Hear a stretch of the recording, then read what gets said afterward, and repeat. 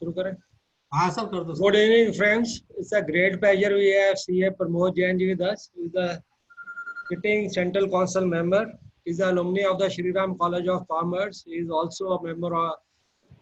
He's done all the degrees. The company secretary. He is also a cost and management accountant. He's done his DSA. He's done his MIMA. He's done valuation courses. All the courses. Very strong academically. It's a pleasure having me here. He's totally dedicated to the profession. He is chairman of our various committees of the Central Council, and 25 committees to be precise. So there's a quarter century there, and they are also working so hard to all the backlog has to be cleared. So working overtime to clear all the backlog in the disciplinary action committee also. And he's written several books, including Chartered Accountants Documentation, Chartered Accountants and Practicing, and he's spoken on various seminars. There's direct taxes, whether it's company law is always there, and shared his knowledge. He has set up his experts panel with more than 20,000 queries have been solved, and all question answers. You can rest assured, you'll get a query resolved in 24 hours. It's a great pleasure for having Pramod with us. He's a senior partner of Lunawat and Company, and he's easily accessible to everybody. Now I request CA Pramod Jain to kindly start the deliberations. Sir, unmute yourself. Sir. Thank you, Rajiv bhai, Rajiv Kohli ji, Sunil Arora ji, and Rajesh Agarwal ji, the past NIRC member, executive member, and all my dear friends. Sabko mera namaste. I at the outset I thank Rajesh bhai, Rajiv bhai, Arora sahab, and all the committee members for inviting me on this topic. Rajesh भाई का कुछ दिन पहले phone आया था कि हम ये टॉपिक करते हैं regarding SFT.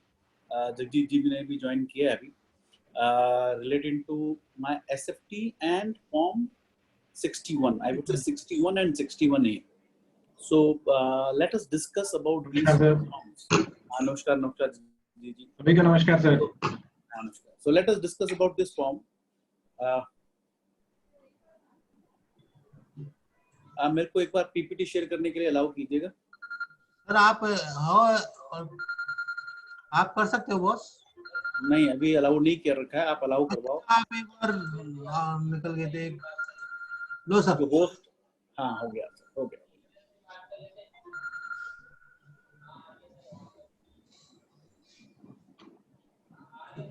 Pan requirements and SFT I would say, right.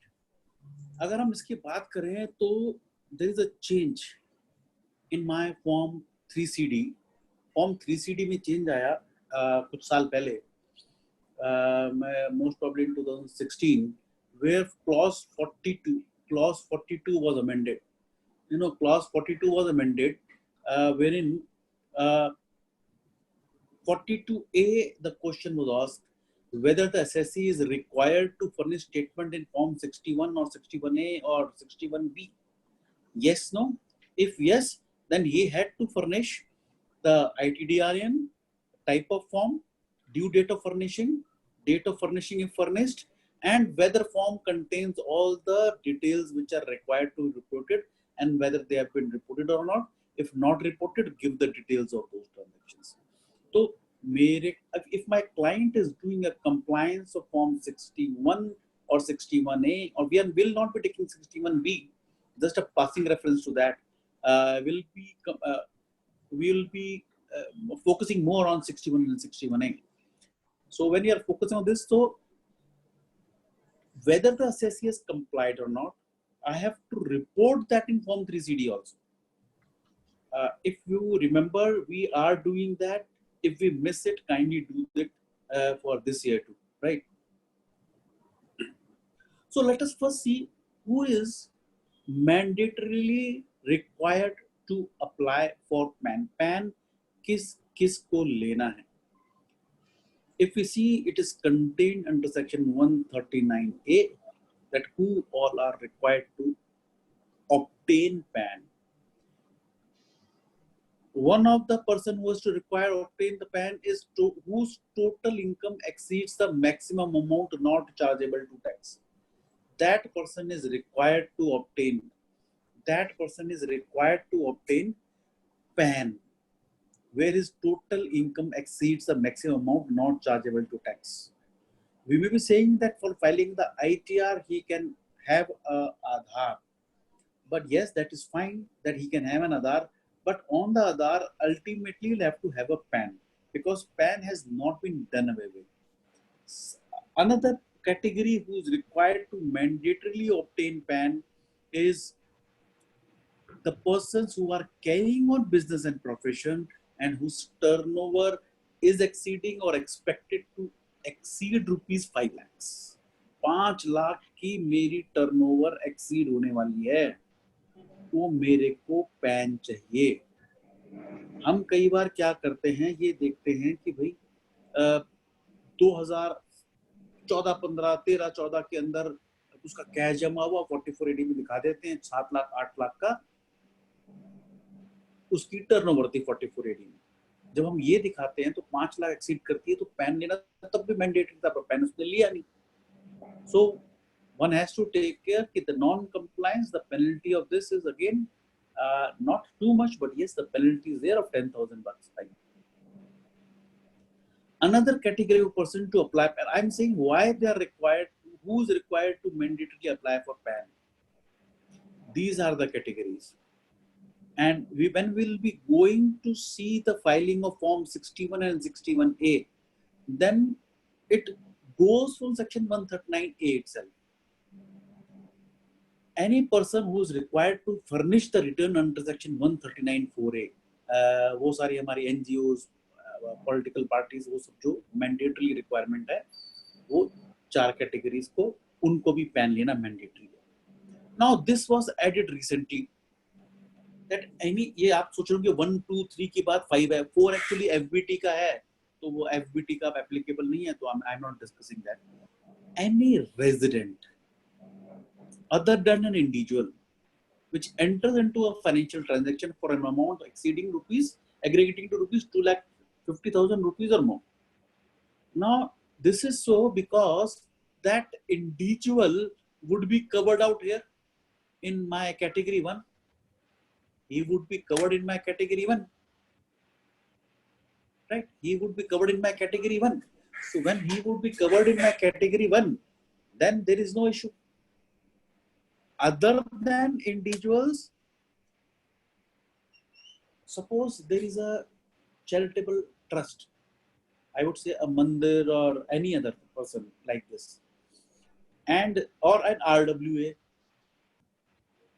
or say any study circle, which, or for that matter any type of entity where the aggregate transaction exceeds 2,50,000 or more. In that case, he'll require to, that entity would require to have a PAN, any person, right, other than the individual, which enters into a financial transaction of amount aggregating to 2,50,000 rupees or more in a financial year. That person is required to have a PAN. And any person who is a managing director, partner, trustee, author, founder, karta, CEO, principal officer, or officer of the person referred in 5, or person competent to contact on behalf of the persons who are in fact, they also have to have a PAN. Now, हम लोगों के पास हम देखते हैं कि there are few entities like trusts or RWAs or non-registered quasi trusts who are not even filing their income tax return. Maybe certain religious places, mandir, masjid, gurdwana, sthanaks, they are having the transaction aggregating more than 2,50,000, but they are neither filing their ITRs nor they are having PAN. So not only those, but their managing directors, their trustees, authors, founders, managing committee, everyone is required to have a PAN. तो जो आपके knowledge में ऐसी associations हैं जिन्होंने pan नहीं ले रखा, उनको बोल दीजिएगा कि पैन उनको लेना मैंडेटरी है. और where to quote PAN? Again, this is provided under Section 139A, subsection 5, which talks about on all your returns, income tax returns, in all your returns and statements, all your challans. Now, we know that without filling that PAN number, you cannot deposit a challan or a return. Return you can file. Return you can file with the Aadhaar because that has been made, that has been allowed, but not your challans right now.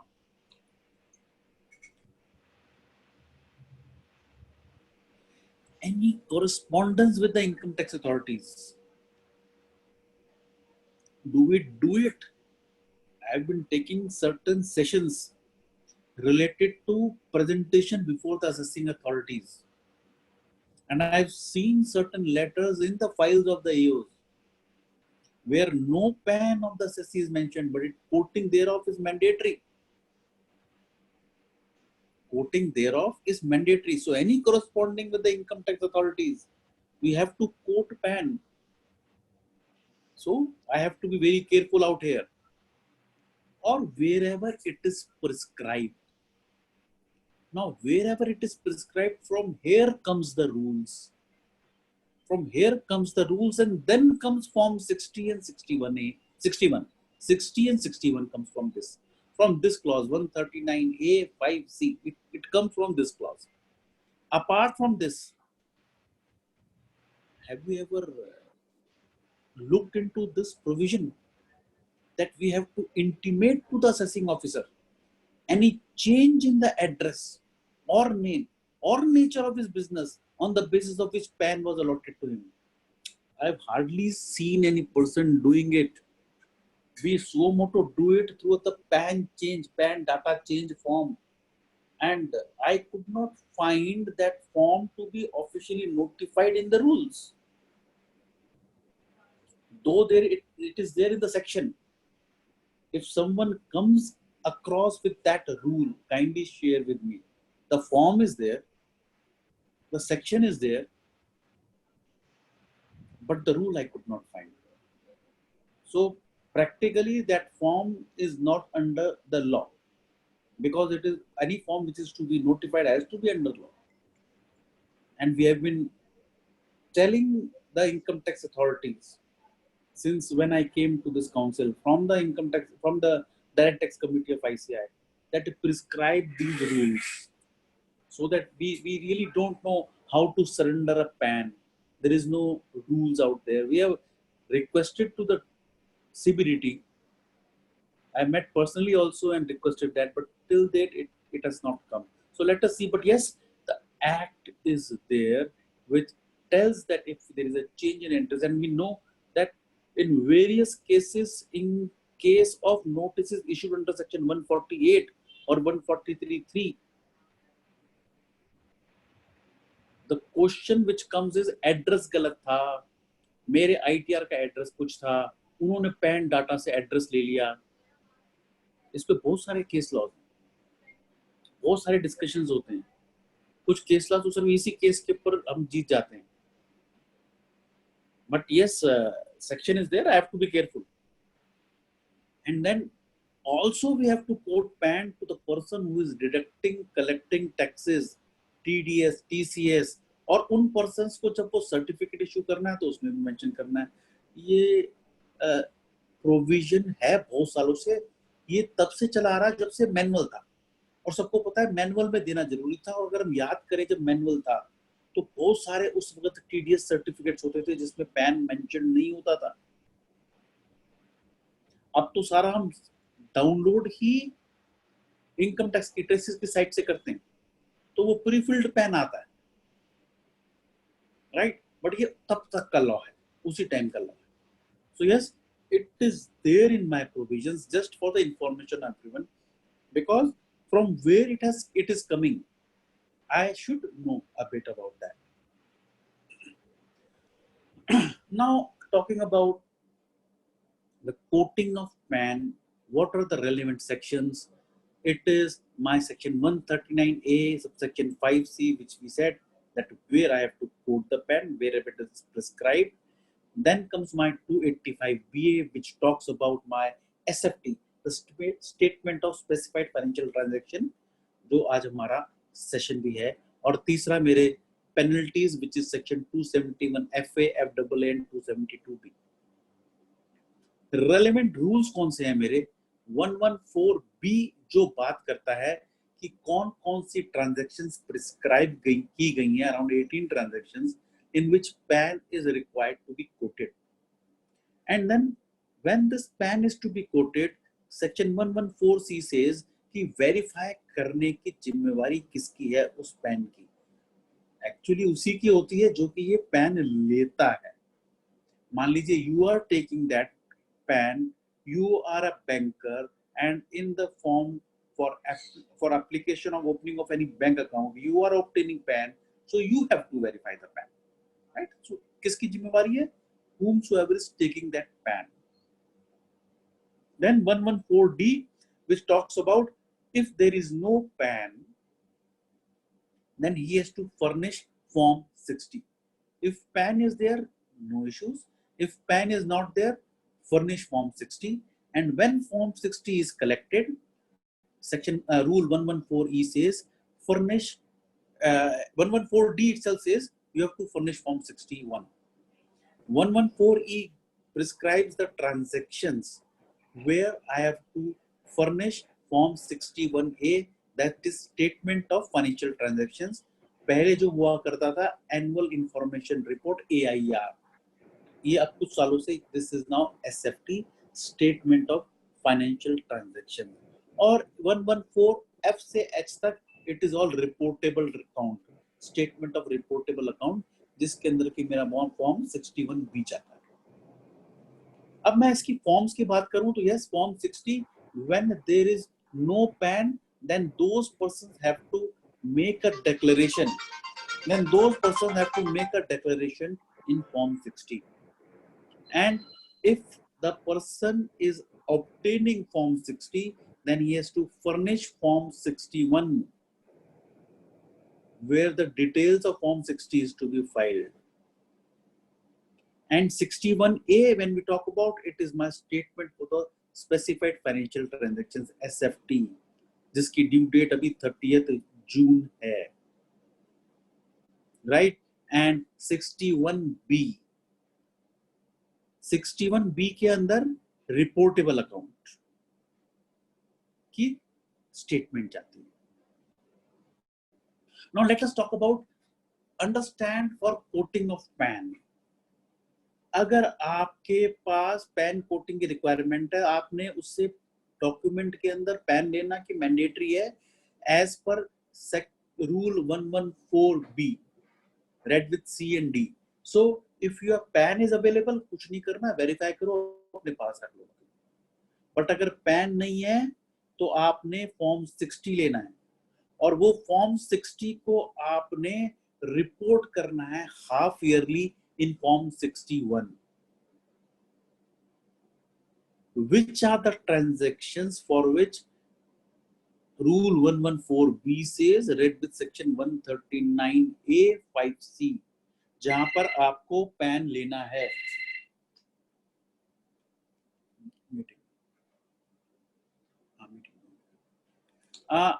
अगर मैं देखूं जो 18 transactions हैं, आप check कीजिएगा आपके कौन से क्लाइंट हैं जिनकी रिक्वायरमेंट है पैन लेने की. आप देखेंगे तो आप, हम लोगों के हो सकता है कि क्लाइंट्स ना हो, बट कुछ हो सकते हैं. जैसे ये मेरा क्लाइंट जो है मोटर व्हीकल में डील करता है अदर देन टू व्हीलर, तो व्हेन ही इज परचेजिंग और selling, then he has to obtain PAN. अगर आपका क्लाइंट बैंकर है तो opening of bank account other than time deposit and basic saving bank deposit account, उसके अलावा कोई भी अकाउंट है, क्योंकि उसमें कहते हैं पैन की रिक्वायरमेंट नहीं है. ये मेरे वो जो है basic saving bank account deposit के अंदर एक पर्सन का एक ही अकाउंट ओपन हो सकता है, ज्यादा नहीं हो सकता, उसमें नील बैलेंस होता है. बहुत एक मेरा जन धन अकाउंट, वो भी सब नहीं में आते. Application for debit credit card, जो क्रेडिट कार्ड एजेंसीज हैं, डीमैट अकाउंट खुलना है तो उसमें फॉर्म मेरा पैन जाना है. अगर आपका क्लाइंट होटल या रेस्टोरेंट है, पहले 25,000 था, लेकिन 1 जनवरी 2016 से अगर कैश का बिल 50,000 रुपए से ऊपर है तो पैन लेना है, मैंडेटरी है। इसी तरह से मेरे को अगर मेरा मेरा टूर ऑपरेटर है और टूर ऑपरेटर है या फॉरेन करेंसी में डील करता है, तो पेमेंट वो रिसीव करता है फॉरेन ट्रेवल की या फॉरेन करेंसी की एट वन टाइम, और कैश में अगर 50,000 एक्सक्यूज करता है। हर जगह कैश का नहीं है, पर जहां जहां मेंशन्ड है वहां कैश है। I was expecting this year that lot of these transactions would change, but maybe due to COVID or some other reason, they could not change it. Then payment to mutual fund for purchase of units 50,000 रुपए से ऊपर, तो जो mutual funds खरीदते हैं 50,000 रुपए से ऊपर, उनको भी पैन लेना है। मेरा कोई डिबेंचर या बॉन्ड है 50,000 रुपए से ऊपर, उसके अंदर भी लेना है PAN. Payment to RBI for bond issued by 50,000 रुपए से ऊपर, यहाँ पे कैश की बात नहीं है। कैश हम जो कहते हैं ना 49,500 कैश जमा करा दो, उसका रीजन ये है कि अगर बैंक में कैश मेरा जमा होता है किसी एक दिन में 50,000 रुपए से ऊपर कैश डिपॉजिट, तो बैंकर की रिस्पॉन्सिबिलिटी है पैन लेने की।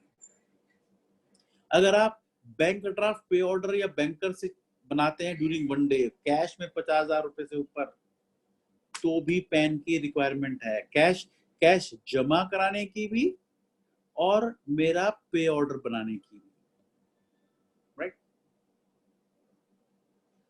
फर्दर अगर मैं बैंक में डिपॉजिट बनाता हूं 50,000 रुपए की ईच ट्रांजेक्शन या एग्रीगेट 5 लाख रुपए से ऊपर, तब भी बैंक को, पोस्ट ऑफिस को, निधि कंपनी और एनबीएफसी को भी ऐड कर लिया गया। बिना पैन के वो नहीं कर सकते। अब मैं यहाँ पे मैं क्यों, ये इंपॉर्टेंट है, ये इसलिए इंपॉर्टेंट, मान लीजिए आपका जो क्लाइंट है वो एनबीएफसी है और उसको अलाउड है आरबीआई से टू एक्सेप्ट डिपॉजिट्स। उसने एक डिपॉजिट लिया लाख रुपए का, लाख रुपए की 2 बनवाई, तो उसको पैन लेना था। बिना पैन के वो नहीं कर सकता। या मान लीजिए 60-60 हजार का एक किया, तब भी लेना पड़ेगा। वो 60-60 हजार इसलिए कराता कि टीडीएस नहीं कटेगा जी। 60 हजार की एक ट्रांजेक्शन की, तब भी उसको पैन लेना पड़ेगा।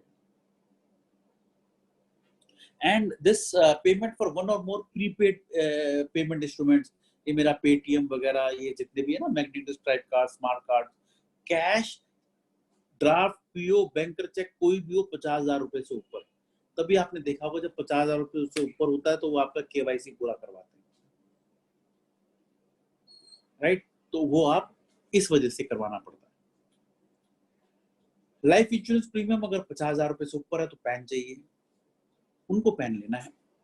Cell purchase of securities other than shares पर ट्रांजैक्शन 1 लाख रुपए से ऊपर, ये मेरी सिक्योरिटीज अदर देन शेयर्स है। अगर सेल परचेज करते हैं तो 1 लाख रुपए से ऊपर, और cell purchase of unlisted shares,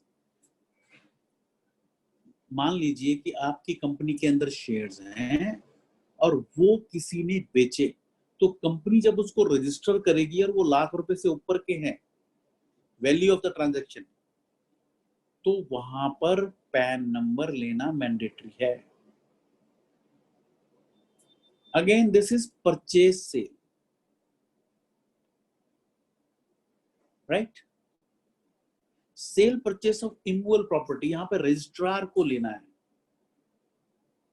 पहले 5 लाख की लिमिट थी, अब वो 10 लाख की हो गई, लेकिन इसमें 50C की वैल्यू ऐड कर दी। अगर 50C की ट्रांजैक्शन है और 10 लाख रुपए से ऊपर है तो उसको पैन लेना है। और लास्ट जो है वो बड़ा इंपॉर्टेंट है और सबको अपने ऑडिट में भी चेक करना पड़ता है। पता नहीं हम लोग कर रहे हैं कि नहीं कर रहे, बट मैंडेटरी है, where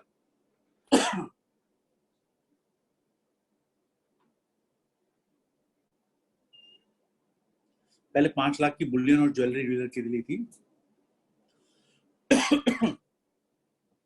cell purchase of goods और सर्विसेज 2 लाख रुपए पर ट्रांजैक्शन, एक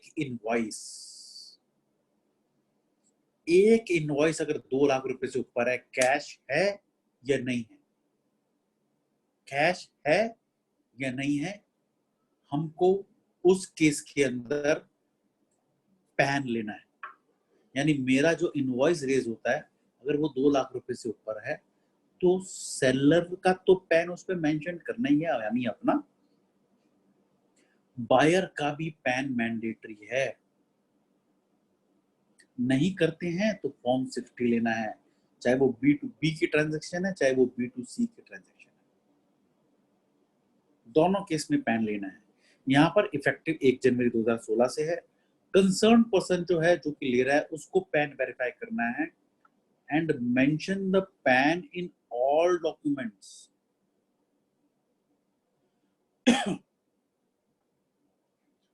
जो मेरा गाड़ी का वो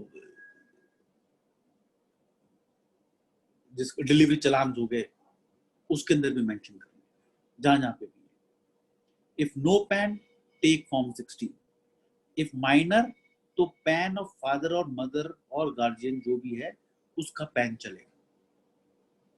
कहाँ कहाँ पैन कोटिंग रिक्वायरमेंट नहीं है?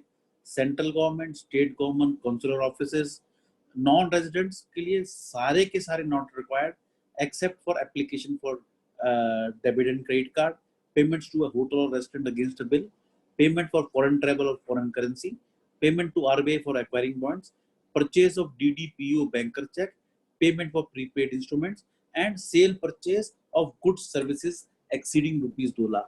इन सब के अंदर रिक्वायर्ड नहीं है, बाकी सब में रिक्वायर्ड, राइट। जब मैं डिटेल फाइल करता हूं फॉर्म 60 की, फॉर्म 61 को किस किस को है, हर एक को स्टेटमेंट फाइल नहीं करनी है 61 की। Everyone has to file. सबसे पहले तो जो पैन ले लेता है उसको कुछ नहीं करना, बट जो पैन नहीं लेता और उसकी जगह फॉर्म 60 लेता है तो उसको हाफ ईयरली फाइल करना है, 30 सितंबर तक का 31 अक्टूबर और रिसीट अप टू 31 मार्च का 30 अप्रैल। एंड फॉर्म 60 जो है वो 6 साल तक के लिए रिटेन करना है। पहले तो फॉर्म 60 हम फाइल किया करते थे, अब फॉर्म 60 फाइल नहीं करना, फॉर्म 60 6 साल तक के लिए अपने पास ही मेंटेन करना है। गवर्नमेंट कहती है हम क्यों मेंटेन करें, आप ही मेंटेन करो, जब उनको जरूरत पड़ेगी आपसे ले लेंगे। और फर्दर फॉर्म 60 जिसको फाइल करना है, ऑल वेरीफायर्स हैव टू फाइल, जिसने फॉर्म 60 लिए हैं सर फॉर्म 60 केस में, बट इन 3 केसेस में hotel, restaurant, foreign travel, cell purchase, good और सर्विसेज तभी करना है अगर उसको 44AB में टैक्स ऑडिट की रिक्वायरमेंट है। अगर उसकी 44AB में टैक्स ऑडिट की रिक्वायरमेंट नहीं है, यानी मान लीजिए कि ये जो पर्सन है 44AD में चला जाता है 2 करोड़ की तक के टर्नओवर में, तो उसको लेना तो है बट ये फाइल नहीं करना।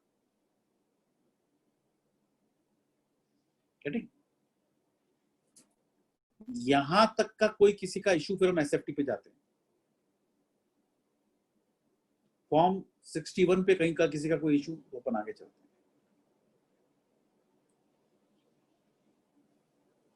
कुछ क्वेश्चन आए हैं क्या या नहीं? प्रमोद जी, हेलो। क्वेश्चन आए हैं सर, 4 क्वेश्चन है क्वेश्चन आंसर में। क्वेश्चन आंसर में जो है हॉस्पिटल है, hello hello hello. Can a society RW registered under societies registered in 1860 take PAN as OAP status? If yes, what are the drawbacks? No, it is not about drawback or limitations. It should take PAN in the AOP status. It should take. It is required now also. अगर 2.5 लाख रुपए से ऊपर की transaction है। हिमांशु मल्होत्रा जी का question है, assessee's PAN card deactivated by income tax department. Assessee approached the AO for activation, but AO not responded till 3 months. Assessee applied for the new PAN card and filed ITR for 1819 with the new PAN card and linked Aadhaar with the new PAN. Now old PAN is activated by AO. Now what to do? Aadhaar card also not able to link with the old PAN.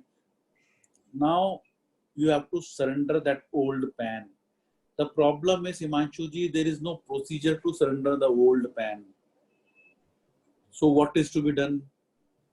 Practical way out, जो जुगाड़ बोलते हैं हम, आप pan data change का जो form है वो दोबारा भरिए, जिसके अंदर आप न्यू पैन या डुप्लीकेट, ये जो पैन को कार्ड को दोबारा लेने की एप्लीकेशन लगाइए, जिसमें आप जो आपका पैन लिंक्ड है आधार से उसी का नंबर रखिए और पुराना वाला पैन नीचे लिख दीजिए।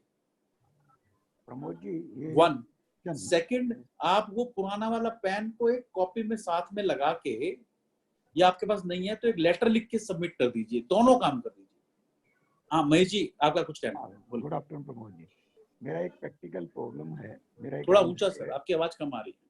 सर, मेरा एक एनजीओ है, हॉस्पिटल है, उसमें अगर मान लो जो पेशेंट है वो जो है शुरू में जो है कैश सपोज करो बिलो 2 लाख रुपीस दे रहा है, परंतु उसका बिल 2 लाख से ज्यादा का बन जाता है, तो उस केस के अंदर क्या प्रैक्टिकल सॉल्यूशन है if I don't have his PAN number, patients PAN number? Are you getting my point sir? आपको फॉर्म 60 लेना पड़ेगा सर। और अगर मान लो मेरे पास फॉर्म 60 भी नहीं है और पैन नंबर भी नहीं है, then what is the solution of such situations? 10,000 रुपए की पेनल्टी लगेगी। हैं? 10,000 रुपए की पेनल्टी लगेगी, 10,000 की पेनल्टी लगेगी, ऑडिटर को रिपोर्ट करना पड़ेगा। अग्रवाल जी के लिए कुछ भी नहीं है, 10,000 रुपए सर दे देंगे। मेरा नहीं है भाई, अरे अग्रवाल साहब का हो तो वो पब्लिक तो काज, करोड़ों भी दे देंगे। पब्लिक बात तो पब्लिक काज का हॉस्पिटल की है, हॉस्पिटल कितने है। लोगों की है? अरे भाई कितने आप सब, लोग? हमारा सबका हॉस्पिटल है, ये कोई इंडिविजुअल की प्रॉब्लम नहीं है। ज्यादातर पेशेंट जो आते हैं वो ये कहते हैं कि जी हमारे पास पैन नंबर नहीं है, या फिर उनके पास जो है वो पैसा जो है वो 1,90,000 तक कैश तो दे देते हैं, उससे ज्यादा हम कैश लेते नहीं, परंतु जब हम उसका ट्रीटमेंट करते हैं तो बिल उसका बन जाता है 2 लाख से ऊपर का। अब वो क्या करता है, इधर उधर से दूसरे नामों से हमारे को पे ऑर्डर देने की बात करता है, और हम जब उसको पैन नंबर की बात करते हैं तो वो गोल हो जाता है। इसलिए मैंने सोचा, मैंने कहा चलो कुछ सोल्यूशन निकलता हो तो पूछूं। नहीं, सोल्यूशन सर इन चीजों का कभी निकलेगा नहीं, सोल्यूशन की बात नहीं है। आप उस अपने क्लाइंट हॉस्पिटल्स को बोलिए कि जब उनको पता है कि स्टार्टिंग में वो, मैं कुछ ज्यादा नहीं कहना चाहता, उनको पता है कितने का बिल बनेगा, तो वो स्टार्टिंग में ही डॉक्यूमेंटेशन के साथ साथ फॉर्म 60 भी साइन करा लें, उनके पास आईडी प्रूफ वगैरह सब कुछ लेके। हाँ बेस्ट है ना, आधार नंबर ले लें, आधार नंबर तो ले ही सकते हैं ना। हाँ आधार तो ले लेते हैं, आधार नंबर। आधार के साथ वो बाकी सब कर लेंगे। ठीक है, थैंक यू जी, thank you. I welcome Deep Jain ji also, Deep Jain ji ने भी ज्वाइन किया है, right. Further question Nitin Goyal ji का, whether assessee deal in second hand vehicle, all dealing in bank transfer, then also required pen for each transaction? हाँ, रिक्वायरमेंट है, उसमें requirement है, जो रिक्वायरमेंट है, there is no option. Another question from Amod Agarwal ji, if individuals in the category have Aadhaar, still they require PAN or Aadhaar will be sufficient? No, they will require to have PAN. PAN तो लेना पड़ेगा, requirement PAN लेने की। Pawan Kumar ji, if a jeweler sells jewelry single bill greater than 2 lakh, then that jewelry required to file form 61? Yes, Pawan ji, he would be required to file form 61 if he is not giving the PAN. Point number 1, because if it is more than 2 lakhs, he must be making the payment through check. Because single invoice of 2 lakhs more than cash, it would involve section 269 ST. Right? So if there is an invoice of more than 2 lakhs, it must be not in cash, but by electronic mode or checks or draft, whatever it may be. In that case, you will have to give the PAN. If no PAN, take form 60. Yeah. Right? And please note that a company cannot give form 60. Individual can give a form 60. Company is not allowed to give form 60. Himanshu ji, please repeat the practical solution. Himanshu ji, आपका question कौन सा था? Pan card का, अच्छा मैं बताता हूँ sir. Pan card का प्रैक्टिकल सॉल्यूशन आपको 2 करने हैं। पहला तो जो आपका पुराना वाला पैन है उसको आप सरेंडर का लेटर डालिए वहां पे कि ये मेरा पैन एक्टिवेट हो गया, मेरे पास दूसरा पैन है तो उसको सरेंडर कर दीजिए। प्लस सेकेंडली आपका जो पैन डाटा वाला चेंज का फॉर्म है, pan data change of pan, उसका एक फॉर्म आता है, उसको जब आप भरेंगे तो आपका जो सही पैन नंबर जो लिंक्ड है आधार के साथ उसको आप मेंशन कीजिए। पुराना पैन नंबर नीचे लिख दीजिए, उसमें पुराने पैन नंबर होते हैं, तो जब आप उसको भेजेंगे तो वो अपने आप वो पुराने वाले को डीएक्टिवेट कर देंगे। राइट। अजय गुप्ता जी का है question, private limited company allotted shares to its holding company in USA, the holding company is not having PAN in India, how to validate form 61? देखिए पहली बात तो ये है, अगर आपने ये मेरा सेशन अभी तक का देखा है, आगे तो मैं अभी एसएफटी पे गया नहीं, अभी तक के सेशन के अंदर जब मेरे को शेयर इशू करना है तो पैन के ऑब्टेन करने की रिक्वायरमेंट नहीं आई है। हमारा जो 114B की बात करते हैं तो 114B के अंदर अगर मैं देखूं तो 114B के अंदर मेरे को जिन ट्रांजैक्शन में पैन लिखनी है उसमें सेल परचेज ऑफ शेयर्स है, अलॉटमेंट ऑफ शेयर्स नहीं है। राइट, तो ये रिक्वायरमेंट 114B में तो नहीं है, 114B में नहीं है। राइट, ये कहां से निकल के आ सकती है? Let us discuss that also. अब एक बार अपन आगे स्लाइड पे चलते हैं, ये क्वेश्चंस हो गए, हम एसएफटी पे चलते हैं क्योंकि हाँ हाँ एक क्वेश्चन था, हाँ Jain sir, whether deemed capital contribution in consideration other than cash that is in kind needs to be shown in SFT for equity in excess of rupees 10 lakhs. अभी हम एसएफटी पे आते हैं। अब तक हमारा जो था वो पैन कोटिंग का था। ओके, अब एसएफटी पे जब वो वाला क्लॉज आएगा ना उसके एग्जैक्ट वर्डिंग पढ़ते हैं। ओके, है ना, उसको देखते हैं, क्योंकि इस हमारे क्लाइंट्स में अगर हम देखेंगे तो सिर्फ एक वही वाला सबसे ज्यादा इंपॉर्टेंट है ना, उसके अंदर करते हैं। राइट, चलिए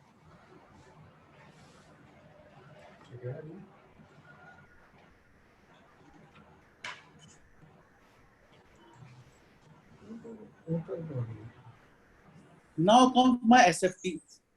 इसमें वो क्या कहता है, डाटा कंसोलिडेट करें और 61A फाइल करें बाय 31 मई एवरी ईयर।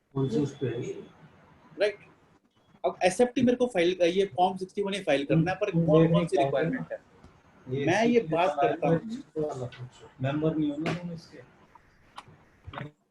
मैं ये बात करता हूँ एसएफटी जो फाइल करनी है मेरे को 1 अप्रैल 2016 से ये ट्रांजैक्शंस आई है, 1 अप्रैल 2016 से ये ट्रांजैक्शंस आई है।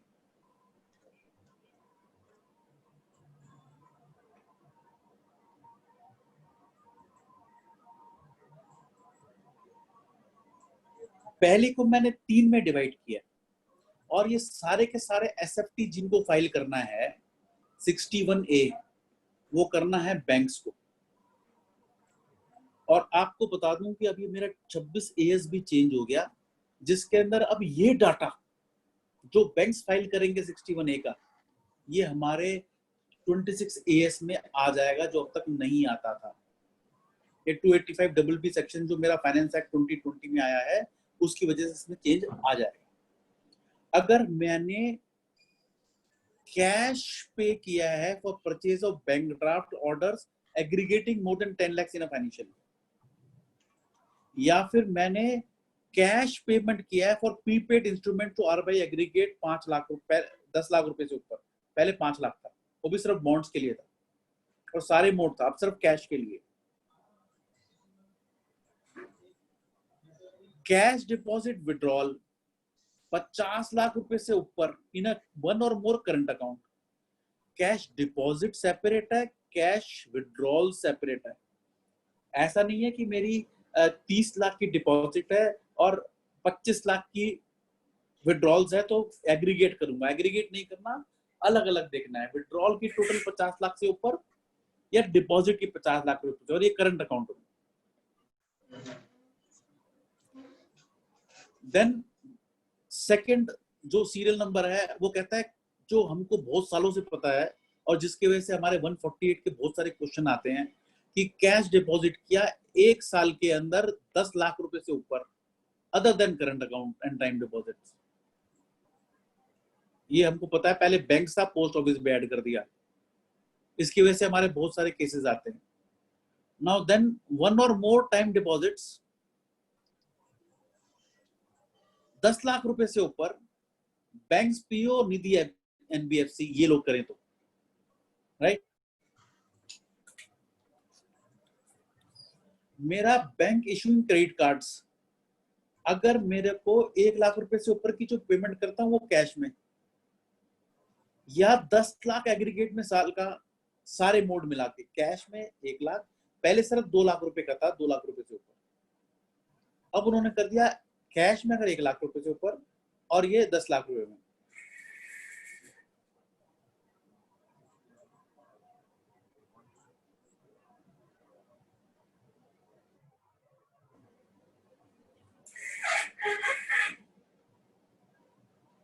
Then further is bonds और डिबेंचर्स 10 लाख रुपए से ऊपर रिसीव करने पे उस कंपनी को या इंस्टीट्यूशन को करना है।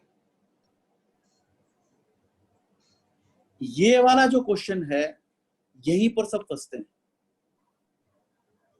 Receipt from a person aggregating 10 lakh रुपए से ऊपर in a financial year for acquiring shares including share application money। यहां पर मेरा बॉन्ड्स और डिबेंचर्स था और यहां पर शेयर्स की बात करता है। जब मैं शेयर्स की बात करता है तो वो बात करता है सारे shares, it could be equity, it could be preference. पहले सिर्फ पब्लिक और राइट इशू था, 1 लाख रुपए का था लिस्टेड कंपनी के लिए, अब ये सबके लिए आ गया और यहाँ पे लोग मिस भी करते हैं। और इशू ये है कि बात होनी चाहिए रिसिप्ट फ्रॉम अ पर्सन। जो अभी जैन साहब बोल रहे थे कि मान लीजिए मैंने कन्वर्ट किया, मान लीजिए मेरे डिबेंचर पुराने थे और मैंने इसको अब कन्वर्ट किया, तो ये 61A में जाएगा? मेरे हिसाब से नहीं जाएगा, because I have not received from any person, it will not be a deemed receipt, I have not received any amount. Sir ये यहाँ पर कैश रिसीव होगा तभी हम फाइल करेंगे ना, चेक से रिसीव हो amount then also yes sir, यहाँ पे कैश वैश की तो बात ही नहीं है कोई सर। ओके। टोटल और सर दो शेयर होल्डर से 9 लाख रुपए मिले तब नहीं करना। ओके। 1% से 10 लाख अबव। हाँ सर, यहाँ पर बहुत ज्यादा इश्यूज हैं। सबसे बड़ा इशू जो आता है वो ये आता है कि फॉरेन कंपनी को मैंने शेयर अलॉट किए। अब फॉरेन कंपनी को शेयर अलॉट किए तो कैसे डालूं मैं इसके अंदर पैन? उसका पैन ही नहीं है। कोई रिक्वायरमेंट तो, अभी हमने पैन की रिक्वायरमेंट चेक की सारी की सारी, उस पैन की रिक्वायरमेंट में उसको रिक्वायरमेंट ही नहीं है पैन लेने की। और 61A में अगर हम बात करें तो वो कहता है बिना पैन के वो फॉर्म नहीं लेता। नहीं, फॉर्म तो ले लेता है पर एरर बाद में आ जाएगा। मेरे पास पिछले कुछ दिनों में और पिछले सालों के अंदर भी हमेशा ये क्वेश्चन आया, पिछले 2 सालों से यही क्वेश्चन आया, भाई फॉरेन कंपनी को दिया कैसे करें? आज की डेट में तो सिर्फ सोल्यूशन यही है, वो पैन नॉट अवेलेबल करके भी नहीं लेता। पैन नॉट अवेलेबल करके भी वो नहीं लेता। यहाँ पर जिसके जो भी क्वेश्चन होंगे एक बार अपन यहाँ पे ले लेते हैं, क्योंकि यही हमारे क्लाइंट को सबसे ज्यादा इंपॉर्टेंट हो सकता है। 3 क्वेश्चन अभी आए हुए हैं, वो देखते हैं। प्रमोद जी, इसमें जो मैं पूछ रहा था वो रिसीट इन काइंड, हाँ, जो रिसीट इन काइंड आएगी अलॉटमेंट के लिए, क्या वो रिपोर्ट करनी होगी? क्या आपने जैसे मशीनरी यूज के अगेंस्ट इशू किया है क्या? सर डीम्ड कैपिटल कंट्रीब्यूशन है। क्या है बताओ? Deemed capital contribution. What do you mean by deemed capital? आया क्या ये बताओ? सर उसमें उन्होंने फॉरेन कंपनी को पेमेंट कर दी है, होल्डिंग कंपनी ने। Holding company has made a payment to another company on behalf of this SSC and for which is being taken as the deemed capital contribution। उसके लिए आगे जाके शेयर्स इशू कर देंगे किसी टाइम पे। नहीं, पहली बात तो है कि सर जब शेयर इशू करेंगे तभी 61A जाना है, पहली बात तो। सर बट उसमें शेयर एप्लीकेशन मनी के लिए भी तो देने का लिखा। पर शेयर एप्लीकेशन मनी आप ले ही नहीं सकते ना सर, कैसे लेंगे? आपको कंपनीज एक्ट तो साथ साथ चलना है। कंपनीज एक्ट की बात करेंगे तो मेरा प्राइवेट प्लेसमेंट है, प्रेफरेंस इशू है, राइट इशू है, ESOP है, पब्लिक इशू है, शेयर एप्लीकेशन मनी क्यों दिखा सकते हैं ऐसे? सर प्रेफरेंस में है वो तो। नहीं, प्रेफरेंस कैसे हो सकता है? उसके लिए आपको प्राइवेट प्लेसमेंट लाना पड़ेगा।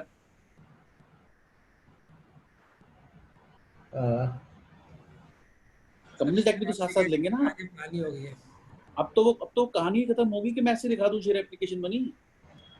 और अगर राइट्स में हो सर तब तो राइट इशू आएगा, आपका राइट इशू आया तो कंप्लायंस करेंगे, उसकी अगर कंप्लायंस right- करोगे आप। राइट इशू में तो काइंड में होता नहीं है। एग्जिस्टिंग होगा वो। अब इसमें फिर ऑप्शन क्या रहेगा सर? बाकी ये चीज तो हो चुकी है कंपनी में, अब तो फॉर्म फाइलिंग की बात हो रही है। अभी नहीं, बैलेंस बात- शीट में उन्होंने उसको डीम्ड कैपिटल कंट्रीब्यूशन दिखा दिया है। नहीं, वो तो सर ऑडिटर को सबसे पहले पॉइंट आउट करना पड़ेगा।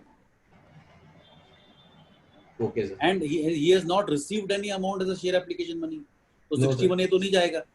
लेकिन ऑडिटर को इशू आएगा, अगर वो सिखाएगा तो कंपनी को भी इशू आएगा, ऑडिटर को भी बताना पड़ेगा, दोनों बात। Okay right. चलो हाँ जी। Thank you. और कोई किसी का भी Thank you, दो तीन sir. क्वेश्चन है वो लेते हैं। यशपाल जी का क्वेश्चन है, sir whether there is an requirement for reporting daily sale purchase of listed shares from the stock market? If yes, no, there is no requirement for reporting daily sale purchase as per AS 26. Sir, my question is where SFT primary response is mandatory. SFT primary response is not mandatory. It is not mandatory. In a private limited company, if shares are issued for more than 10 lakhs, if it is issued for more than 10 lakhs to a director, it can be issued to anyone, then it is a duty to file details. And what is the time limit for reporting? I just told 61A is to be filed by 31st of May. अभी जो उसकी extension है आपकी सारे वो कर रखी है उन्होंने 30 जून तक की, right sir? If we are in receipt through QIP more than 10 lakhs, QIP Manoj Kumar ji मैं समझा नहीं, क्वालिफाइड इंस्टीट्यूशनल से अगर आपके पास आया तब भी आपने फाइल करना है। ऐसा नहीं है कि किसी केस में एग्जेम्पशन है। अगर आपका इंस्टीट्यूशन से आया हुआ है तब भी आपने करना है। सिंगल पर्सन से 10 लाख रुपए से ऊपर अनलिस्टेड शेयर्स अगर आपके हैं तो करना है। हिमांशु का question, private partnership converted into limited company, shares allotted in capital, contribution ratio in partnership whether 61 है? I don't think so it is to be filed because the company has not received anything, right? It has not received anything. I have to take the purpose as well as the actual language which is given out there. Rajiv Agarwal ji ka question hai, in case of bonds, if receipt is exceeding 10 lakhs but thereafter bonds were not allotted, whether receipt is to be taxed, has to be reported. Rajiv ji पहले तो ये देखिए कि आपको bond जब आपने किए थे, बॉन्ड इशू करना for a private limited company is not allowed under companies act. What we are talking, maybe we are just thinking about income tax but not following the. There are huge repercussions for accepting these debentures or bonds which are non-convertible. And when these are to be issued, it has to be a private placement. And non-issuing itself after taking the money, again there are huge prosecution, even imprisonment up to 7 years. So let us see the exact case. They have received the money. You want to say, is it a practical question or theoretical question? Right? If a company is newly incorporated, will this clause still be applicable? Yes, it would be applicable if 10 lakhs is there. And unsecured loan converted into share capital, do we need to file 61? In my view, no, because I am not in receipt of this year. Sir, bonds queries for public sector company. When I talk about public sector company, so when they are issuing more than 10 lakh rupees of bond through a public issue, because for a public sector company also, one has to be very careful whether it is a private placement or a public issue or a preferential issue. there is no other way out other than any of these three where he can go and issue this. So is it private placement? So yes, they have to allot that within 60 days and file PAS 3 within 15 days. Right, Rajiv ji? Sir एक Manoj question आया है, मेरे question WhatsApp पे आया है कि whether unsecured loan can be converted into share capital when the provisions of Companies Act are there that the share application money will be received through escrow account and share will be allotted. Why not? Okay. Is there any restriction? If the provisions of the Companies Act are followed, then it can be done. Unsecured loan can be converted into share capital. Okay, sir. Sir अगर ऐसा नहीं होता तो NCLT में ये जो बैंकों के लोन को इक्विटी में कन्वर्ट कैसे कर लेते? जी सर, जी सर, जी सर, सही है ना? And if our share is listed in India, then receipt of QIP will be reportable. No, unlisted shares are only to be reported, not the listed ones. Not the listed ones. Sanjay Jain ji का question है, if 61A was applicable to the preceding financial year due to share issued, but in financial year 1920 no share issued, what is the reportable requirement on the whether it is a share application, then also it is required to be reported whether issued or not. You have received the money, you have to report. Bonus share issued, whether to file form, in my view, no, because nothing has been received. Rakesh गंभीर जी का question. चलिए दोबारा उस पे चलते हैं, उसी slide को पढ़ते हैं एक बार।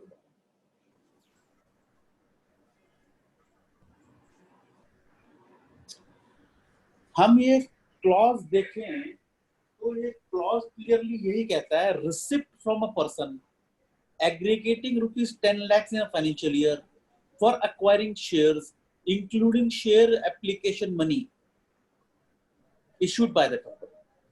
For acquiring shares issued by the company.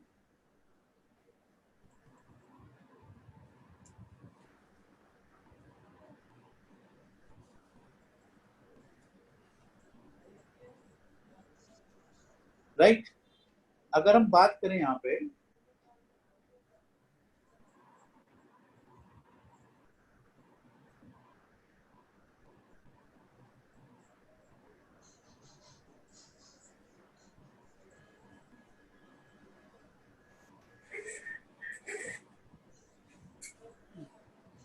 this when I talk about receipt from any person, वो मेरा unlisted shares का था, वो मेरा पैन रिपोर्टिंग में था 61 के लिए।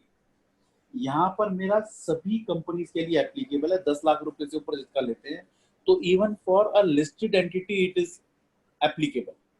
वो हम सॉरी मैं 61 और 61A को मिक्स कर गया, हो जा रहा है। In this case, there the requirement for purchase sale of 1 lakh rupees or more, reporting of PAN is required for unlisted shares, because under the SEBI requirement it is already there. So here also it is for all companies, अगर वो किसी को भी 10 लाख रुपए से ऊपर के पैसे लेती, receipt from any person of an amount aggregating to 10 lakh rupees or more in a financial year for acquiring shares, including share application money issued by the company. और जहाँ डिबेंचर्स और बॉन्ड्स की बात आती है, वहां पर ये कहते हैं receipt from any person of an amount aggregating to 10 lakh rupees or more in a financial year for acquiring bonds or debenture issued by a company or institution other than the amount received on account of renewal of the bond or debenture issued by the company. Right? तो मेरे को debentures में भी चाहे वो listed है या unlisted है, मेरे को वो फाइल करना है। और in case of shares also है। ये बायबैक का जो है पॉइंट नंबर 7 बायबैक, ये लिस्टेड कंपनीज के लिए है sir. Buyback of shares from a person other than bought up in the open market. Open market से कर लिया तो उसका देना, बाकी सबका देना है, यानी 61A में जाएगा। राइट? म्यूचुअल फंड के अंदर मैं 10 लाख रुपए से ऊपर के कोई यूनिट लेता हूं साल भर में, for acquiring units of one or more schemes, except switching, then also mutual fund will have to report it. Authorized dealer जो मेरा बैंकर है, sale of foreign currency including through debit, credit card और traveler check aggregating 10 lakh रुपए से ऊपर financial year. Registrar form ये भरता है अगर वो 30 लाख रुपए से ऊपर की वैल्यूड है 50C में, ट्रांजैक्शन हो या वैल्यूड हो 50C में, उसको भरना है। और अगर आपने कैश रिसीव किया है 2 लाख रुपए से ऊपर का, अगर आप टैक्स ऑडिट के अंदर लायबल हैं, तब भी आपको मेंशन करना है। ये जो बाकी दोनों हैं, ये मेरे डीमोनेटाइजेशन के नाम के थे। ये 9/11 से 30/12 तक और 1 अप्रैल 16 से 9 जुलाई 16 तक का, ये 2 बार इन्होंने चेंज किया। आज की डेट में एप्लीकेबल नहीं है, बट ये वाला भी एप्लीकेबल है। एक इसको अपने क्वेश्चन से समझते हैं छोटा सा। ए प्राइवेट लिमिटेड कंपनी है, उसने ये इनवॉइसेस दिए 1 अप्रैल 19 को 1 लाख, 1 मई 19 को 1.5 लाख इनवॉइस रिलीज किए और 2 जून 19 को 1 लाख। और उसने जो कैश रिसीव किया वो 3.5 लाख रुपए रिसीव कर लिया 15 जून 19 को। क्या इसका एसएफटी जाएगा? क्या इसका एसएफटी जाएगा? क्या कहते हैं? क्या इसका एसएफटी जाएगा?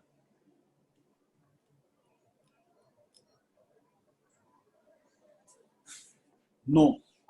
खुशबू मित्तल जी का और खुशबू मित्तल जी का कहना यस, और उससे पहले हरदीप कपूर जी का कहना है नो। मोतीलाल जोतवानी जी का कहना था for shares limit was 1 lakh earlier. Yes, limit of 2 lakh is पर ट्रांजैक्शन। ये ट्रांजैक्शन 2 लाख का इसका लिमिट है सेल परचेज का, और शेयर्स का जो लिमिट है वो 1 लाख का है। विनोद रावल जी का भी कहना है नो, राइट। मूलचंद शर्मा जी का भी कहना है no. So let us go yes. What most of the persons are saying yes कि इसके अंदर 61A नहीं जाना क्योंकि वो पर ट्रांजैक्शन है, but take care of 269ST 3CD में उसकी भी रिपोर्टिंग है, ठीक है। एक और क्वेश्चन, एबीसी ने इशू किया एक इनवॉइस 3 लाख का, जिसमें से 1.5 लाख रुपया कैश रिसीव किया और 1.5 लाख चेक। क्या एसएफटी में रिपोर्टेबल है?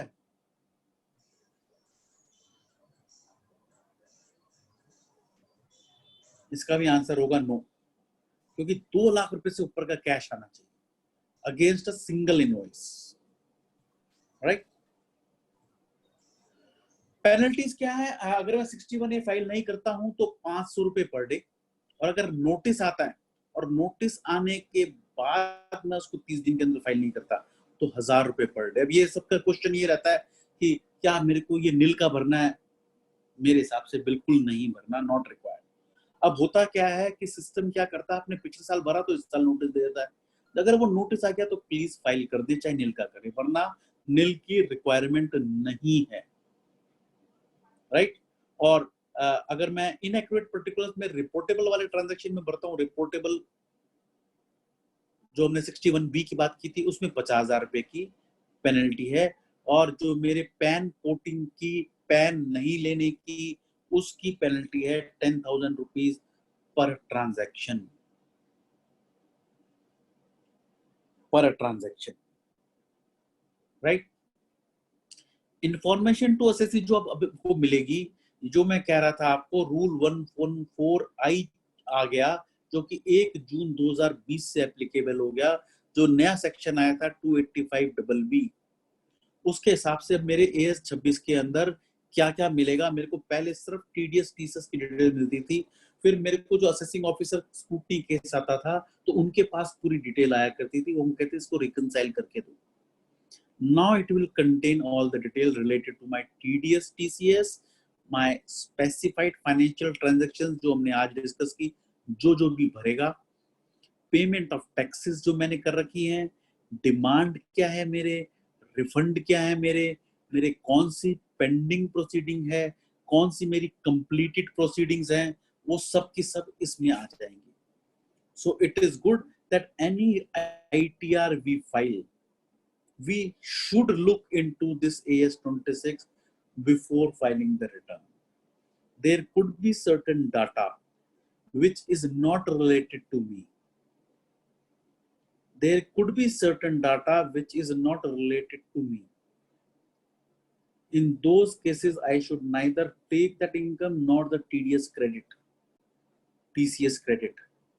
Because some unscrupulous elements, they put someone else TDS or TCS PAN number for a transaction. Because these PAN numbers can be easily taken from so many agencies which we apply for loans or some other things. We easily share that. So take care of that. I will just taking questions. अब आपको ये बता दूं दोबारा कि expertspanel.in एक website है, कोई भी वहाँ पे जाके रजिस्टर कर सकता है फ्री में. सारे के सारे आप कोई भी किसी भी सेक्शन पे आप क्वेश्चन पूछ सकते हैं, income tax, GST, computer, RBI, FEMA, and answers आपके ईमेल में आएंगे. क्वेश्चन यहाँ से पूछेंगे आप, आंसर्स आएंगे. जैसे इस क्वेश्चन पे क्लिक करेंगे तो आंसर आ जाएगा, क्या आंसर दिया है, किसने दिया है, और यहाँ से लॉग इन करना. बहुत सारे एक्सपर्ट्स के आर्टिकल्स हैं, प्रेजेंटेशंस हैं, वीडियोस हैं, और डिफरेंट एक्ट्स के ऊपर नोटिफिकेशंस भी यहाँ पर हैं सारी. So anyone can use. इसको करीब अब 2 साल होने वाले हैं, तो 2 साल के अंदर करीब नाउ 20,000 क्वेश्चंस के आंसर दे चुके हैं bye more than 100 experts. So anyone can use this. Also, this presentation would be uploaded on both these sites. So anyone can download from the experts panel or Lunawat mobile app or to this website. और इस mobile के अंदर ready to use charts भी बहुत सारे हैं, और सारे नोटिफिकेशंस, अपडेट्स जो भी इंपॉर्टेंट है सिंस ईयर 2007 ईयर वाइज आपको कैटेगरी वाइज मिल जाएंगे. सो अब हम अपने क्वेश्चन आंसर इस पे लेते हैं, क्योंकि इसमें मेन ये ट्रांजैक्शंस देखनी थी, बाकी तो हमारे क्वेश्चन आंसर्स ही हैं. Right, starting with Sanjay Jain ji. If not received any money, then SFT applicable or not? In my view, no. It has to be receipt. It has to be a receipt. Moolchand ji Sharma ji ka, is initial contribution at the time of incorporation reportable? Yes. If it exceeds those limits of 10 lakh rupees, then yes, it has to be. Hardly matters ki it is initial subscription money or otherwise. Anshul Agrawal ji ka question hai, it will be better if questions are taken later on.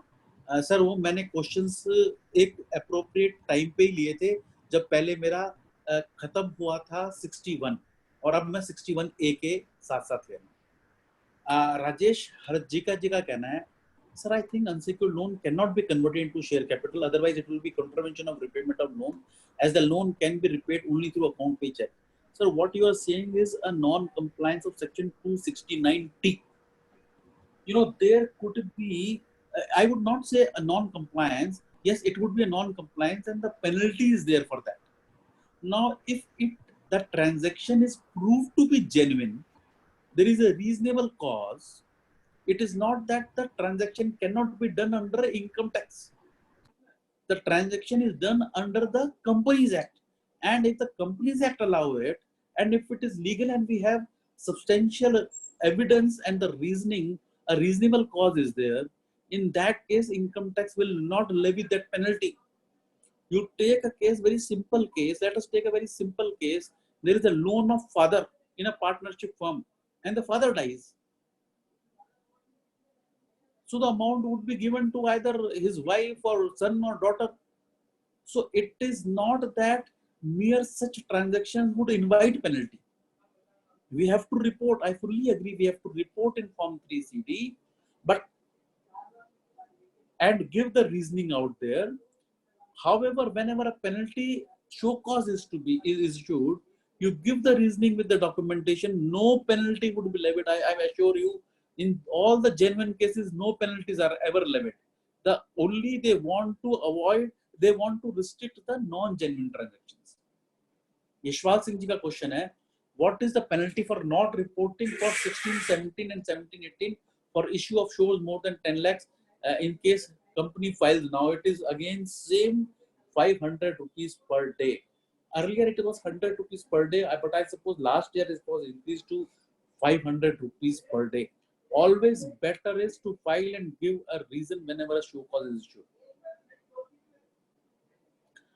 Sudhir Kumar Bhutani ji ka question hai, share allotted in financial year 17-18 and money receipts above 10 lakh from each person, but no return was filed. Can we file in current year, and what is the consequence for belated return? You know, the consequences for the belated return is 500 rupees per day penalty for financial year 17-18. I would suggest that whenever a penalty is issued, show cause issued, you can give a reasonable cause and then can fight.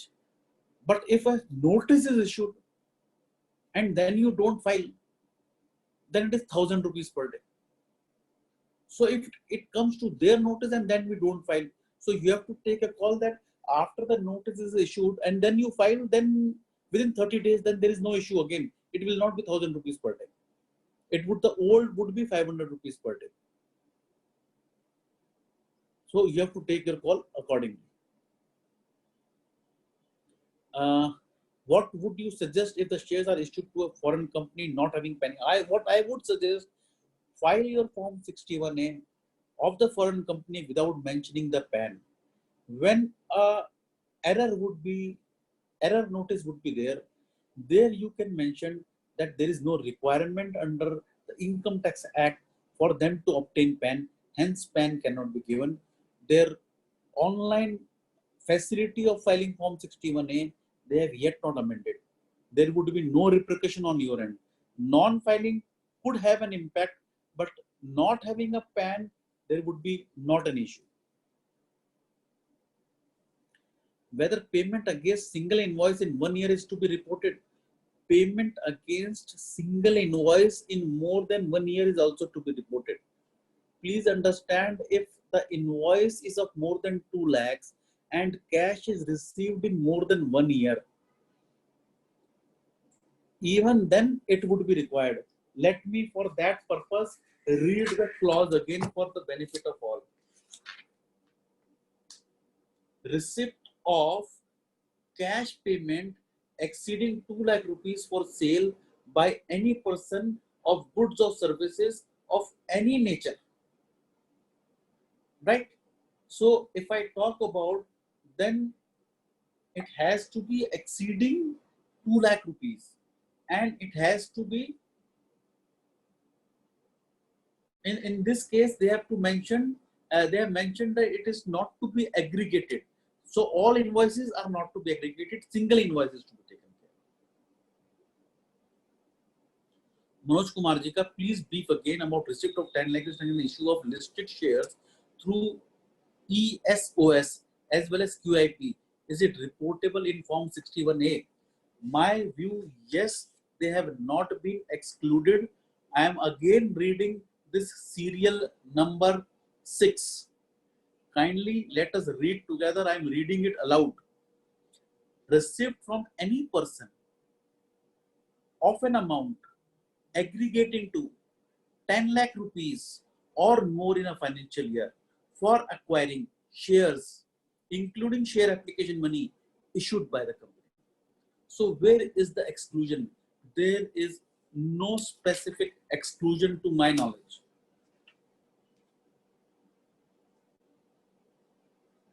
So one has to file, right?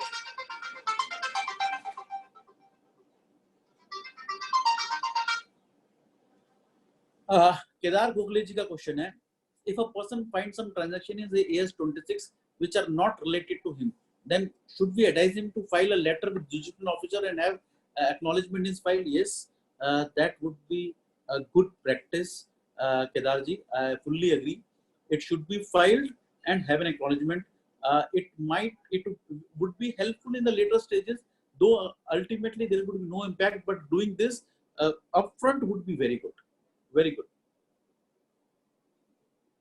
Sanjana Malaya's question is this: if shares are issued to foreign company against payment made to machinery imported to which payment is made by the foreign company, whether SFT needs to be filed or not. Now, yes, this question is what Deep Jainji also asked, but in his case it was a bit different because it was kept in share application money, and there was some other transaction whereby share application money cannot be kept. So that was a company law requirement. Now let us come out here that when the shares are issued to a foreign company against payment made for machinery imported. Now here when we talk about this section, this rule which says receipt from any person of an amount aggregating to 10 lakhs. Is it an amount? No. I have not received the amount.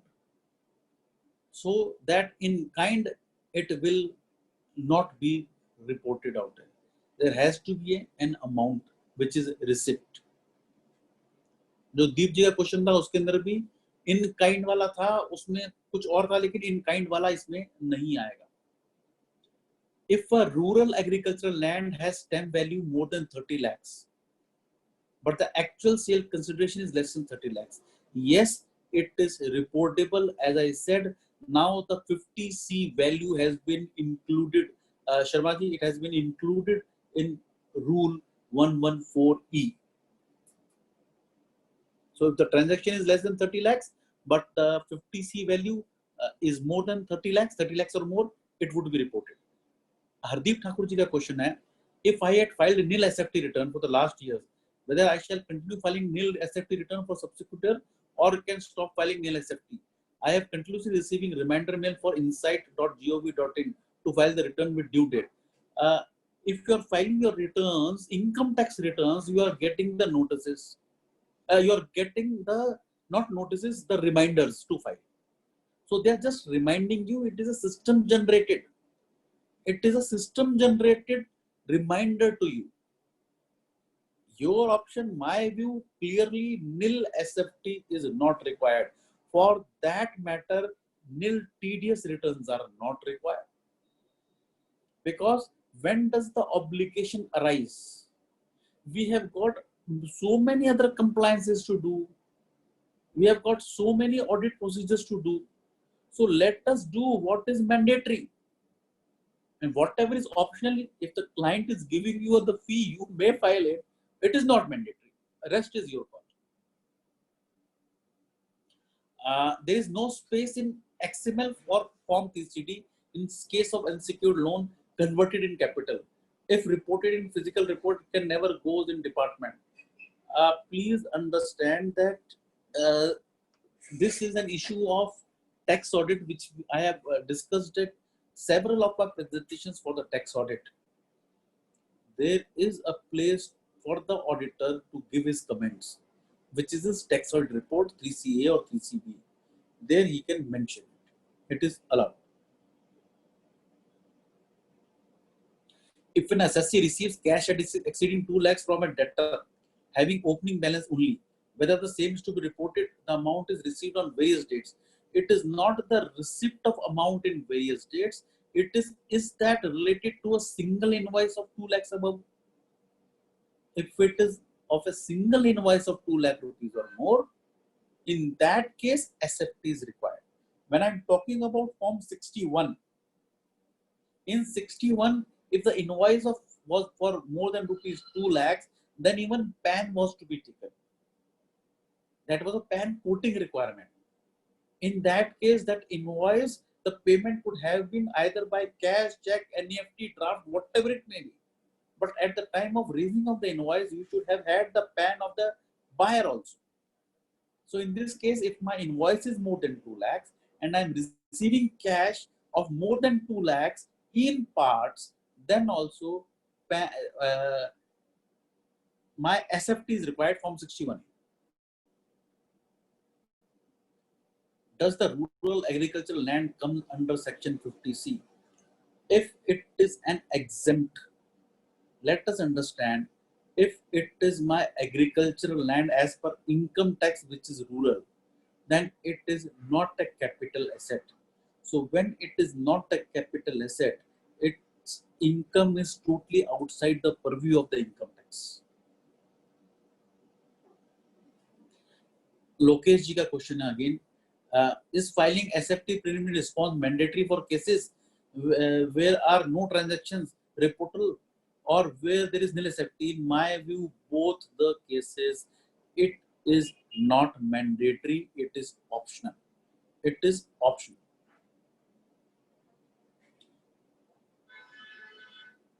Please tell SFT requirement in relation to purchase, sale of foreign currency. In case of purchase, sale of foreign currency, the authorized dealer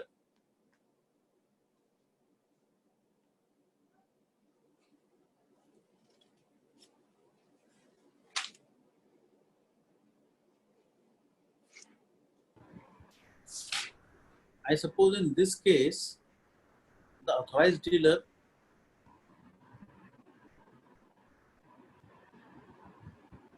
there is a requirement for obtaining PAN for 61, but for the authorized dealer out here, it is as per 9. So what does it say? It says receipt from any person for sale of foreign currency, including any credit of such currency to the foreign exchange card or expense of such currency through a debit or credit card or through issue of traveler's checks or draft or any other instrument of an amount aggregating to 10 lakh rupees or more during a financial year. So suppose you are purchasing a foreign currency and in a year, in an aggregate, you are purchasing more than 10 lakhs, then that authorized dealer will have to report it to the income tax through this form 61A. So if it is exceeding 10 lakh rupees or more, by whatever mode, whether it is for credit card or traveler's checks, all included.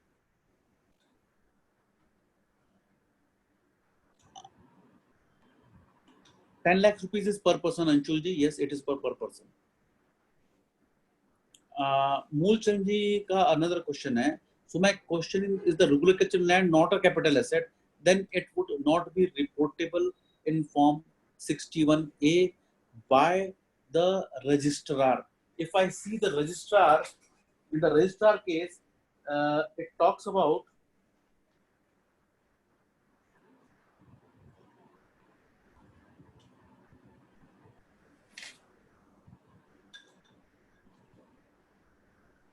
purchase or sale of by any person of an immovable property.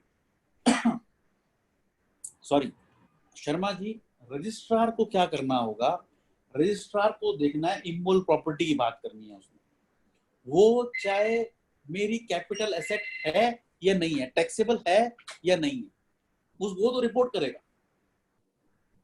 Agricultural land को भी वो report करेगा और वो 50C की value से ही करेगा। हालांकि 50C की वैल्यू की अगर वो बात करता है तो उसने सिर्फ कोट किया है 50C की वैल्यू, अगर उसके ऊपर वो स्टैंप ड्यूटी लगती है और वो 30 लाख रुपए क्रॉस करती है। Lokesh ji, sir what is the last date of filing SFT for 31 March 20? 30 June.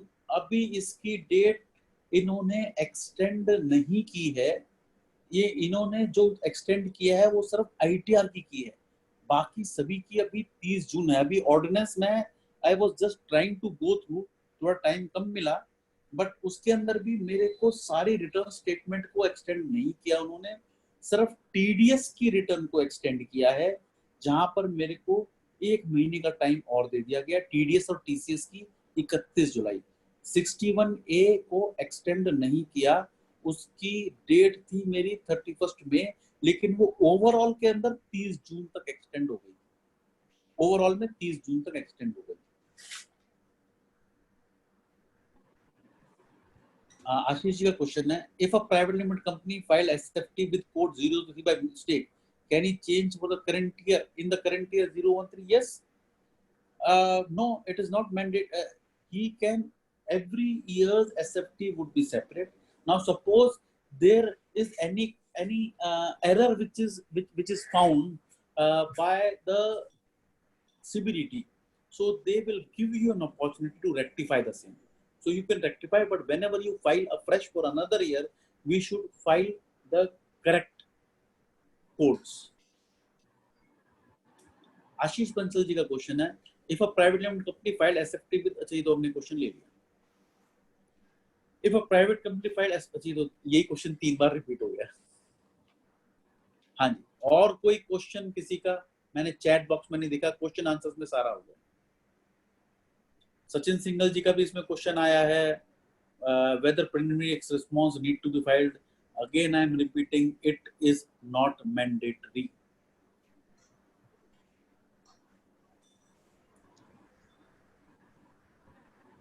Thank you, Khushbu, for acknowledging the experts panel platform. Thank you very much, Khushbu.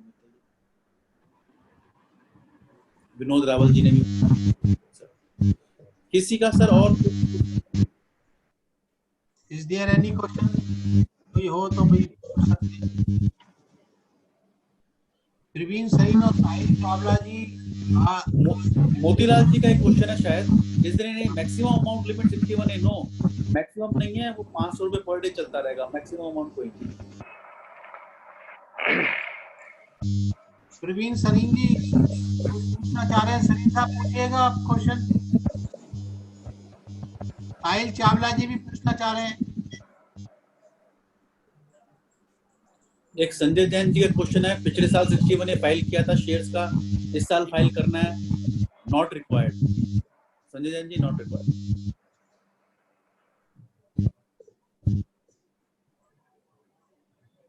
No question left sir. चलो जी, बहुत बढ़िया. आपकी presentation भी बढ़िया है, self explanatory है. ये क्वेश्चन है ही नहीं सर किसी के भी कोई. नहीं सर, बहुत सारे क्वेश्चन आए यार. राजेश भाई, बहुत सारे क्वेश्चंस आए, और इन क्वेश्चन से फर्दर बार बार हमने साथ में रूल्स भी इसलिए मैंने खोल के रखे थे कि जो भी डाउट है let us clear right now, क्योंकि हम सारे we are all same fraternity members ना. तो किसी का कोई इशू हो, किसी का डिफरेंट व्यू हो, तो we can again see, read, clarify. सब घर की बात है, सारे घर की. कोई दिक्कत नहीं. सर 5 मिनट जरा लोगों को बता दो, जो आईसीआईसीआई की जो लोगो यूज कर रहे थे, कॉस्ट अकाउंटेंट वाले जो नोटिस हुआ है आज, जरा उस पे भी सर थोड़ी सी लाइट डाल दो, सारे मेंबर खुश हो जाएंगे. सर उसमें क्या था कि हम अपना ICAI यूज कर रहे हैं सिंस 1949. तो institute of cost accountants of India, they were using, first they had a name of cost and works accountant. Then they talked about cost accountants and management. Then they talked about cost accountants of India. So when the name was approved as cost accountants, the Institute of Cost Accountants of India, they started writing ICAI. To which ICAI objected, because everyone knows what is ICAI about. So it was then told again and again. So they did not heed. So we applied to MCA, and simultaneously we came to the council this year. We also applied for the trademark, and we got that trademark also. So now the MCA said that yes, ICAI belongs to the Institute of Chartered Accountants of India, and they issued a letter that you are using this acronym ICAI, which belongs to ICAI as per the CA Act and the trademark. So you should not use it. So ये letter आया है कुछ दिन पहले. So it is good that yes, बात ही नहीं है, मैं भी कॉस्ट अकाउंटेंट हूँ, ऐसी बात नहीं है, लेकिन ये बहुत झगड़ा रखा. वेलकम अचीवमेंट है, क्योंकि ये बहुत बड़ा कंफ्यूजन पैदा हो गया था इस वजह से. पोस्ट अकाउंटेंट्स भी जो है वो ICAI लिखने लग गए थे. तो ये इसके लिए आप बहुत बहुत बधाई के पात्र हो, बहुत बहुत बधाई. Thank you sir. वो मेल आती थी ना, हम सोचते थे हमारा है कि उनका है, फिर चेक करते थे, बड़ा इशू था. बहुत अच्छा हुआ है ये, वेलकम डिसीजन. मेंबर से रिक्वेस्ट है, यदि कोई 5 मिनट में कोई क्वेश्चन हो इंस्टीट्यूट से रिलेटेड भी, तो आप हमसे कर सकते हैं. प्रमोद जी हमारे सेंट्रल काउंसिल मेंबर हैं, यदि इंस्टीट्यूट से भी कोई रिलेटेड आपकी कोई क्वेरीज है तो 5-7 मिनट में कर लें सर. राजेश जी मेरा वही क्वेश्चन रिपीट करूंगा मैं. तो CAG के अंदर अभी तो रेट्रोस्पेक्टिव इफेक्ट से पार्टनर्स के लिए जो लिमिट बढ़ाई है इन्होंने, इसके लिए हमें जरूर स्ट्रॉन्गली सभी काउंसिल मेंबर इसको विरोध करें तो बहुत जरूरी है, क्योंकि अदरवाइज तो जो स्मॉल मीडियम प्रैक्टिशनर्स हैं मोस्ट ऑफ द फर्म्स उनके नंबर इतने कट जाएंगे कि वो एलिजिबिलिटी खत्म हो जाएगी। प्रमोद जी, महेश जी आप स्मॉल एंड मीडियम प्रैक्टिशनर्स की बात ना करें। हेलो, यहाँ तो बड़ी फर्म भी इफेक्टेड है, प्लीज अंडरस्टैंड। बड़ी फर्म तो फिर भी झेल जाएंगी, पर छोटी वाली के तो इतने नंबर खत्म हो जाएंगे। सर कई बड़ी फर्में इसी के बेसिस के ऊपर बड़ी फर्में हैं, आप समझे। एंड ऐसा नहीं है कि ये जब प्रपोजल आया था तो हमने वहां पर उनको बोला था कि नहीं, इसको आप रिट्रोस्पेक्टिव ना करें, ये पॉसिबल नहीं होगा, इसको आप प्रोस्पेक्टिव करें, टाइम तो दें 1 साल का। हाँ, यहाँ तक कि जो हमारे पीडीसी के चेयरमैन हैं, वाइस प्रेसिडेंट, प्रेसिडेंट, ये लोग भी गए, उनसे मिल के आए, 1 नहीं 2 नहीं 3 रिप्रेजेंटेशन दी, बट वो मान के राजी नहीं, और हमने अभी दोबारा भी रिप्रेजेंटेशन दी। हम तो सर बोल ही सकते हैं एज अ काउंसिल, और हमने स्ट्रिक्टली बोला है कि ऐसा प्रैक्टिकली पॉसिबल नहीं है, बट गवर्नमेंट अपने साथ चलती है सर। बट सर इस तरह का विषय अभी अब इसको परसुएशन अभी भी होना चाहिए, और ये तो मैं कह तो रहा हूँ सर, रखा जा सकता है। सर मैं यही तो कह रहा हूँ, अभी भी किया है। हाँ, इसको मिनिस्टर पे भी रखा जा सकता है सर, ऐसी क्या बात है सर, बिल्कुल मिनिस्टर भेजा है। अगर ब्यूरोक्रेट्स नहीं मान रहे हैं तो कंसर्न मिनिस्टर के पास रखा जाना चाहिए, और इसको मैं अब आपको बढ़ाई जाएगी तो अच्छा रहेगा। इस पर ज्यादा नहीं बोल सकता, बट कुछ एक हैं रीजंस ये करने के जो हमको पता चला। सर एक क्वेश्चन है कि is CA exam going to scrap this attempt? I don't know sir, I really don't know, because अभी तक तो जो इंस्टीट्यूट का ये 29 जुलाई को ही होना है, और एग्जामिनेशन जो कमेटी है वही डिसीजन लेती है। राजेश जी, इस पे पता है क्या हुआ, उन्होंने ऑप्शन दिया है कि जो उन्होंने फॉर्म भर दिया था, जो जुलाई में बैठना चाहते हैं जुलाई में बैठ जाएं, जो नहीं बैठेंगे वो नवंबर में बैठ जाएं। जी सर, जी सर, विदाउट एग्जाम जरूर लेगा इंस्टीट्यूट की, जो अभी तक का वर्जन है कि वो एग्जाम वो जरूर होंगे 29 जुलाई वाले। बिल्कुल ठीक बात है, बिल्कुल ठीक बात है। सर एक आप लोगों ने इंस्टीट्यूट की नई वेबसाइट भी देखी होगी। जी सर, जी सर। तो वो आपको ये बताऊं कि बहुत सालों से चल रहा था, बट ये मेरी भी इच्छा थी से पहले, बहुत सारी साइटें हैं यहाँ पे, तो it was kind enough of president sir to give me this duty. 13 मई 2020 को ड्यूटी दी गई मेरे को, ये along with 2 other council member. तो हमने 1 महीने के अंदर ये सारा करके दिया। अगर आपको देखना है तो उसमें वॉल कंसेप्ट है, आईसीआई वॉल। अगर आप आईसीआई वॉल में जाते हैं ना, फर्स्ट पेज के ऊपर ये क्लिक करेंगे तो इंस्टीट्यूट के डिफरेंट जो वेबसाइट्स है सारी एक जगह, तो anyone can that has come out. उससे बड़ी खुशी मिली कि सारा एक जगह है। Now no question, I think so sir, either on student part or this SFT or any query is left behind. So I once again thank you sir, thank you once again, and I request our Sunil Arora ji, please present a vote of thanks sir. Sunil Arora ji sir. Thank you साहब, आपका इतना busy schedule रहता है, sitting member भी हैं, practice भी करते हैं, तो आपने इतना टाइम स्पेयर किया, थैंक यू वेरी मच। और जिस तरह से आपकी डेलिब्रेशन थी ना, वो it was very very simple and easy way था समझने के लिए। और दूसरा, पार्टिसिपेंट से एक रिक्वेस्ट है, अगर फिर भी किसी की कोई क्वेरी होती है तो वो राजेश जी को या प्रमोद जी को डायरेक्ट भी लिख सकता है, और वो जितनी जल्दी उतनी जल्दी आंसर की जाएगी। और एक सजेशन और है मेरी, जो अभी लुनावत के नाम से प्ले स्टोर पे ना ऐप है लुनावत के नाम से, वो आप डाउनलोड करो, उसको आप देखना, वो बहुत इफेक्टिव, बहुत ही ज्यादा इफेक्टिव है वो क्या कहते हैं ऐप।